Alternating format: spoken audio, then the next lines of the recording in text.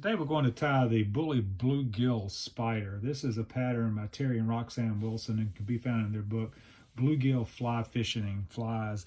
And it's a fairly unique pattern in that it's weighted in the rear, in the wider section in the rear, which gives the fly a rearward vertical sinking motion that makes the legs really flutter in the water and gives it an excellent action for bluegill.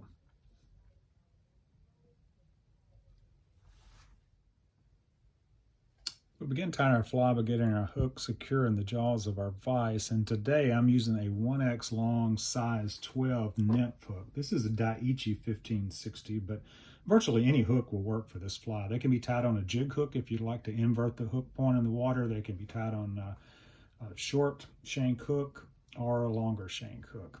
And we begin with wrapping our thread, and today I'm using black UTC 140 denier around about the middle of the hook. And once our thread is secure, trim off our tag end and take our thread back to about the hook point. Now the rear weight on this fly, which gives it its unique action, I'm using 0.015 lead-free wire today, but any size or type of weighted wire will work. And to avoid waste from taking off just one section, breaking off one section of the wire from the spool, I'm actually going to just tie in a short length of this wire to the top of the hook and wrap our thread back to about the beginning of the bend of the hook, which is around the barb on this particular hook. And then we're going to take 6 or 7 wraps of the wire forward.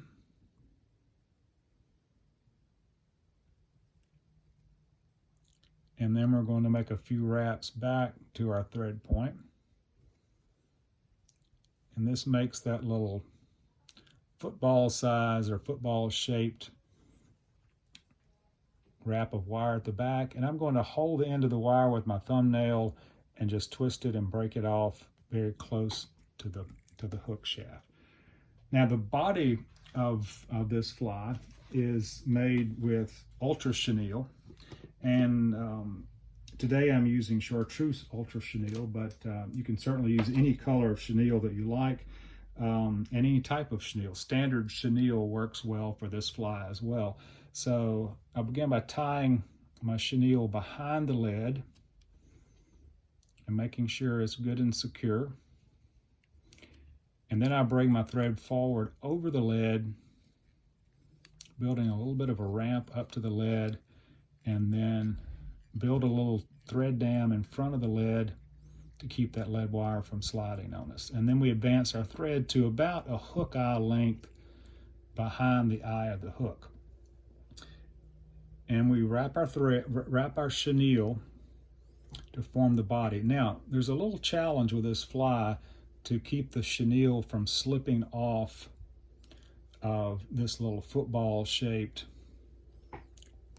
lead wire in the back, and by holding it and making sure our wraps are close together, it generally prevents a gap that shows the lead wire. Once we get to our thread point, we tie off our chenille and trim our tag in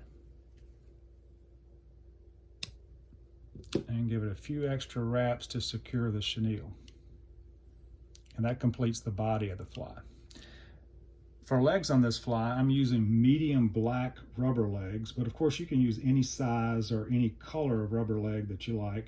I often use chartreuse legs with a chartreuse fly, but today for visibility I'm going to use these black medium-sized rubber legs. Now I usually find it easier to tie these rubber legs in if I double the legs over and not trim the hoop or the loop in front of the rubber legs.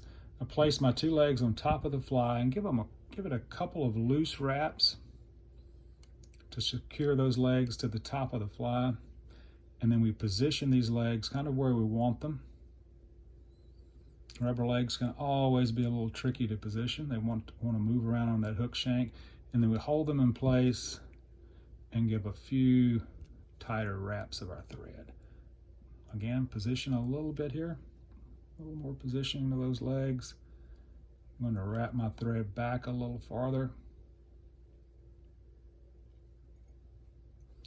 And then we want to pull these center two legs back. Give it a few more wraps, build a nice head on the fly, and we may need to reposition our legs a bit.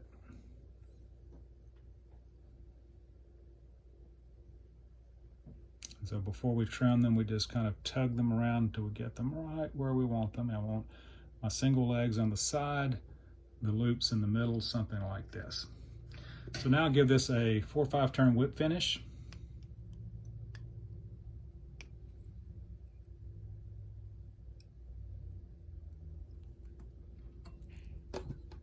Trim the tag end of my thread. As far as length of the legs go, it's really a matter of personal preference, but on this fly, I like to trim them about 1.5 hook shank lengths long, so about right here. And then reposition our legs a bit. And this fly can certainly benefit from some head cement, so we put a bit of head cement on the head of the fly to give it a little extra durability. Position our legs right where we want them. And that is the Bully Bluegill Spider. I think if you try this fly, the way it drops through the water with that weighted rear, it drops in a vertical and rearward fashion. It really gives a great action to those legs. So try this fly. I know you'll enjoy it, and I hope you catch a lot of fish on it.